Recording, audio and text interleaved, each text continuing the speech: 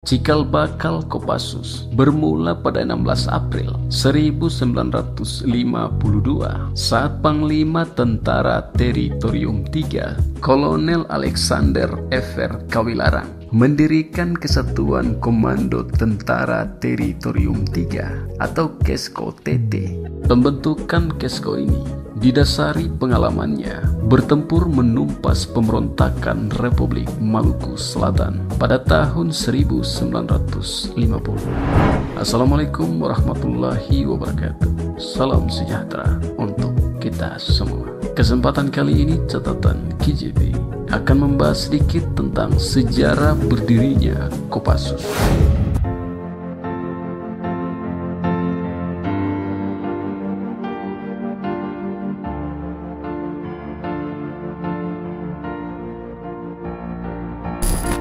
Prajurit Kopassus juga dikenal sebagai pasukan baret merah.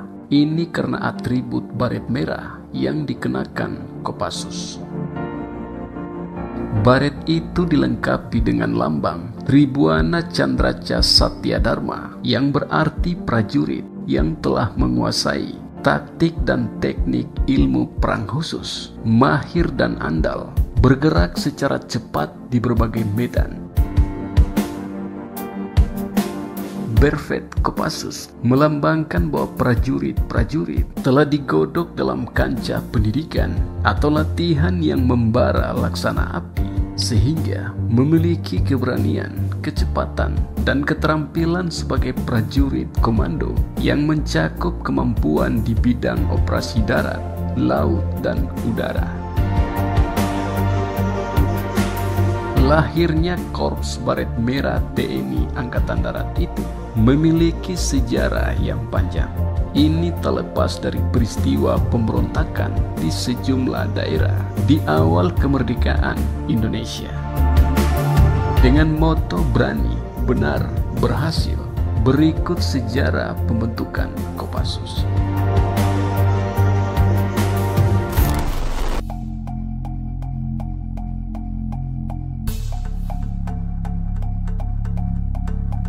Melansir laman kopassus.mil.id, Juli 1950, pemberontakan pecah di Maluku oleh kelompok yang menamakan diri Republik Maluku Selatan atau RMS. Merespon peristiwa ini, pemimpin Angkatan Perang RI saat itu langsung mengarahkan pasukan untuk menumpas pemberontakan kelompok tersebut. Operasi ini dipimpin langsung oleh Panglima Tentara Teritorium III, Kolonel Alexander F.R. Kawilarang. Kemudian sebagai komandan operasi ditunjuk Letkol Slamet Riyadi. Operasi ini pada akhirnya berhasil menumpas gerakan pemberontakan. Namun pada saat bersamaan banyak pihak TNI berguguran.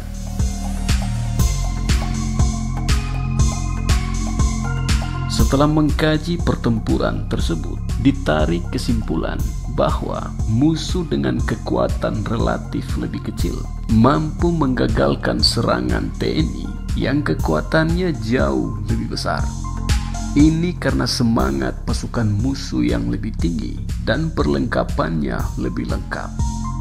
Tak hanya itu, taktik, gerakan perorangan, dan pengalaman tempur yang baik didukung oleh kemampuan tembak tepat juga menjadi faktor yang menyebabkan banyak pasukan TNI yang gugur. Berangkat dari peristiwa tersebut, Letkol Slamet Riyadi akhirnya mempelopori pembentukan suatu satuan prajurit. Satuan prajurit itu diharapkan menjadi pemukul yang dapat digerakkan secara cepat dan tepat untuk menghadapi berbagai sasaran, sekalipun di medan yang berat. Namun, belum sampai terwujud, Letkol Slamet Riyadi gugur dalam pertempuran di Ambon. Gagasan pembentukan pasukan khusus itu pun dilanjutkan oleh Kolonel Kawilarang. Akhirnya, tepat 16 April 1952, dibentuklah Kesatuan Komando Teritorium 3 Cikal Bakal Kopassus. Pembentukan Satuan Komando ini tertuang dalam Instruksi Panglima Tentara dan Teritorium 3 nomor 55 garing instruksi garing PDS garing 52.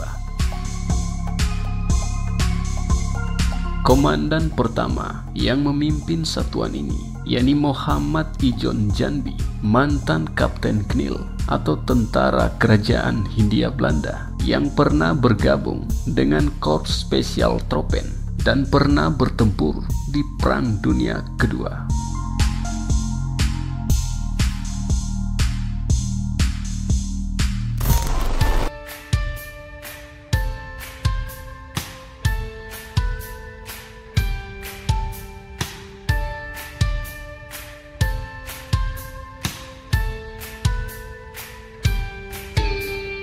Dalam perjalanannya, satuan komando ini sempat beberapa kali berganti nama.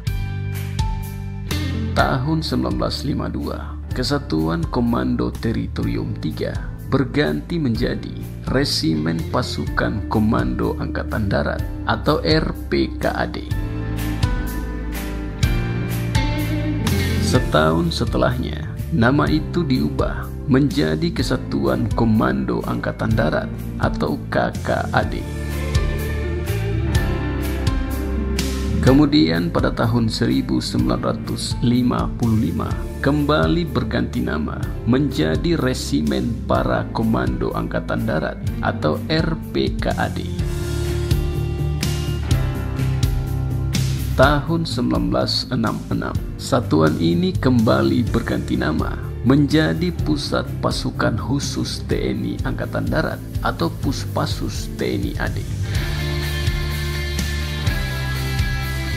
Lalu tahun 1971 berganti menjadi Komando Pasukan Sandi Yuda atau Kopas Sanda.